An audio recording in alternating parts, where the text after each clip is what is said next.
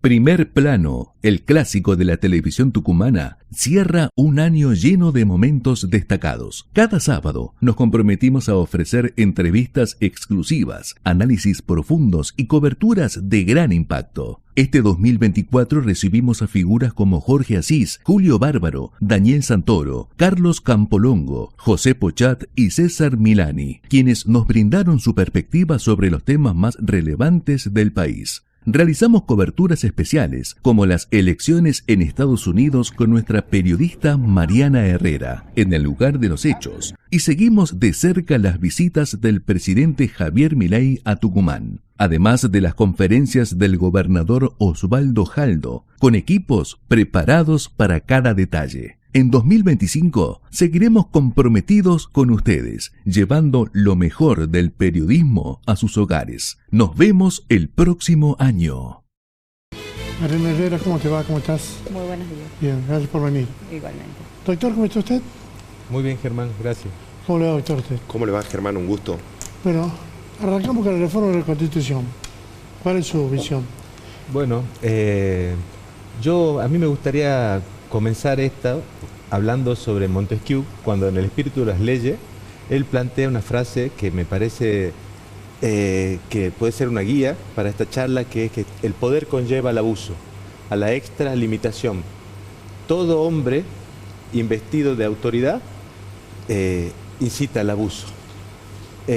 Yo creo que cuando planteamos el tema de la reforma constitucional, es evidente cómo el derecho se ha entrelazado con la política y cómo la política ha modificado el derecho en busca de sus propios intereses, el interés de permanecer detentando el poder político. Así el derecho ha caído en una falta de consideración por parte de la sociedad. De ahí también proviene todo lo que es la crisis de la representatividad que vivimos hoy y todo el conflicto que existe entre que la sociedad se siente identificado, ya sea con el poder judicial o con el poder político. Todo esto tiene su origen en el abuso, en la extralimitación, como lo citaba antes a Montesquieu, y por eso me parece muy pertinente hablar de la importancia de la reforma constitucional. Pero, doctor, a los políticos los elige la sociedad y son ellos los que hacen el derecho prácticamente. Efectivamente. Entonces, ¿de quién es el error? ¿De la sociedad? Bueno, ¿Por qué tengo que atribuirle todo a los políticos? usted dijo algo que es claro, a los políticos lo elige la sociedad, pero no tenemos que olvidar del contexto tucumano, en donde el sistema de elección de los políticos está diseñado para beneficio de los políticos y no para beneficio de la sociedad. Eso lo sabemos muy bien, ya que en nuestra Constitución, en el artículo 43, inciso 12, se establece la posibilidad del sistema de acoples que ha sido utilizado acá en Tucumán para el clientelismo de los políticos. Si no, no tendríamos el problema que tenemos en Tucumán de tener calles devastadas, contaminación, problemas de comercio, de industria, una crisis ética de la sociedad. Tenemos políticos que trabajan para su propio beneficio y no para el beneficio de la gente. No se puede vivir en Tucumán. Usted está hablando de un apocalipsis. ¿Y usted no se da cuenta que existe una situación pseudo-apocalíptica en Tucumán? Yo creo que no. Yo creo que sí. O sea, uno cuando camina por las calles, al menos yo, desearía vivir en una ciudad mucho más linda. Acá nosotros nos decían que teníamos el jardín de la República. ¿Usted cree que tenemos un jardín acá? Pero estamos... A ver, ¿quiere decir algo usted? ¿Por qué cuando se habla del concepto políticos parece que hablamos de algo diferente a los ciudadanos? Qué buena pregunta. Estoy totalmente de acuerdo con el sentido implícito en su pregunta. Los políticos son ciudadanos. Y justamente por ello yo planteaba la cuestión de la crisis moral. Todos tenemos problemas, pero también es cierto, quiero decir todos, los empresarios, los profesores, los políticos, los abogados, todos vivimos en una suerte de crisis moral. Pero también es cierto que los políticos, al ser quienes crean leyes, podrían dirigir su interés en tratar de, por ejemplo, establecer políticas de educación que fomenten la virtud y la buena práctica ética en la ciudadanía, cosa que no hacen. ¿Y allí no tendría que buscarse quizás un cambio en las mentalidades en la sociedad? Totalmente de acuerdo. La mentalidad de la sociedad, ¿de dónde proviene? ¿Cómo se llega a plantear o cómo llega a plasmar una sociedad que nosotros podamos reconocer un cambio. Aquí me parece que es muy oportuno el hecho de plantear el uso de la tecnología. ¿Puede la tecnología servir para la emancipación del ciudadano? ¿Puede el ciudadano emanciparse de este tipo de feudalismo político que se ha consumado ya por completo en la sociedad en la que vivimos? ¿Y cuándo es el límite? Para que no sea al revés y las redes no sean lo contrario. Creo que estamos viviendo en el límite. Yo como profesor universitario lo reconozco en los chicos. Este año por primera vez me tocó dar una clase de primer año que se llama análisis contemporáneo de la materia y que se trata de abordar múltiples temáticas de diferente enfoque. Van todas las carreras a la universidad de esa materia y lo que yo noto en la juventud son chicos que están reconociendo esa desconexión entre los gobernantes y la sociedad. Y de ahí es que yo planteo la evidente crisis de la representatividad. A partir de reconocer eso, nosotros podemos llegar a otro estado de conciencia que nos permita visibilizar, quitar el velo detrás de la impunidad política en la que vivimos. Pare. Sí. Usted tiene 3 ciudades como Hierbabuena, Concepción, Bellavista. Entonces, quiere decir, el resto todos vive de la impunidad y estos 3 no. Está entendiendo eso, porque están diciendo, esto todo tiene acople. Acá y acá.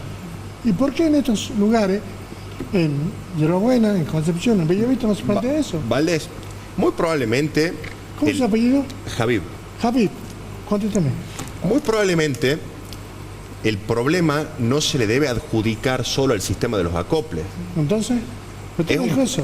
yo no sostengo esto. Hace 2 minutos me lo dije. Yo sostengo que el problema de los acoples es muy importante, medular, pero hay muchos otros problemas, como el problema que menciona la colega, que es la cuestión educativa. Al final tenemos un sistema de acople y tenemos otros problemas jurídicos en el contexto de la Constitución, porque no somos una sociedad que ha tomado la decisión de vivir de acuerdo a estándares buenos de vida. Lo veo yo entre mis coetáneos, la gente que conozco, estamos un poco dormidos, me parece, Valdés, y no estamos dándolo todo. Yo creo que sería bueno pensarlo eso, sin culpar a ningún político, porque es verdad que suena que cuando hablamos de los políticos pareciera ser que le estamos tirando la piedra a alguien que está por allá, cuando son ciudadanos más. Podría ser yo, podría ser cualquiera. Lo que tenemos que hacer nosotros, para mí los tucumanos, hablando de constitución, porque esto es lo que estamos hablando, es hacer una convención general constituyente en donde nos demos cuenta de que tenemos que de una buena vez vivir para nuestros hijos, legarle a nuestras futuras generaciones un buen Tucumán. Y una reforma constitucional podría tener un gran poder simbólico a esos efectos. ¿Qué cambios creen que debe de tener esa constitución nueva para que en la práctica realmente se refleje? Porque muchas veces las leyes quedan solo en el papel. Yo tengo respuestas para eso, pero si querés hablar vos, José. No, pero por favor. Yo creo que hay que hacer por lo menos las siguientes cuestiones. Primero, tener un buen sistema de elección. ¿Por qué? Porque ese sistema va a determinar a qué político elegimos que hagan las leyes, que son las que especifican los grandes derechos de la Constitución. En segundo lugar, la Constitución debería centrarse determinantemente en la educación. Nosotros tenemos que educar, sobre todo desde los primeros años de vida, a los ciudadanos, para que nazcan con otro espíritu, una educación que tenga en cuenta las capacidades de los humanos, y no tanto la información, como por ejemplo, dónde nació Rosa o dónde nació Urquiza, sino saber hacer algo, tener un motivo de vida y querer pujar, ser alguien que florece. A mí me gusta mucho el filósofo que se llama Aristóteles. Aristóteles hablaba del florecimiento humano. Y para Aristóteles la política era una comunidad de humanos con excelencia, con virtud. Y eso solamente nosotros podemos tener, si llegáramos a tener algo así, viviríamos en una ciudad hermosa. Y solamente lo podemos tener con la educación. Para mí es crítica la educación. ¿Cómo ve la educación quizás de hace 20 años para acá?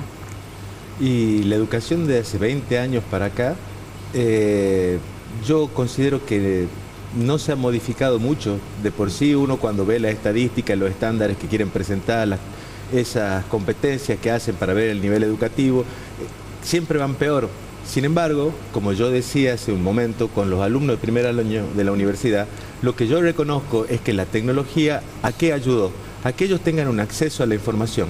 Ese acceso inmediato a la información les permite tener una consideración más crítica, más personalizada. No cae la hegemonía de los medios de comunicación que intentan imponer un pensamiento, sino que ellos ya, al poder recurrir a diferentes fuentes de información, inevitablemente las diferentes perspectivas fomentan un estado crítico en ellos que les permite develar cosas que no les gustan, no les parecen, y por lo tanto yo creo que yo comparto todo lo que dice Javier con respecto a la educación, pero yo en ese sentido no soy tan apocalíptico. Creo de que hay un nuevo estado de conciencia que se está despertando, y para mí la juventud se siente incómoda con cómo están las cosas y está buscando un cambio estructural, y por eso me parece que una reforma constitucional sí sería un empuje simbólico muy importante para que nuestra sociedad progrese.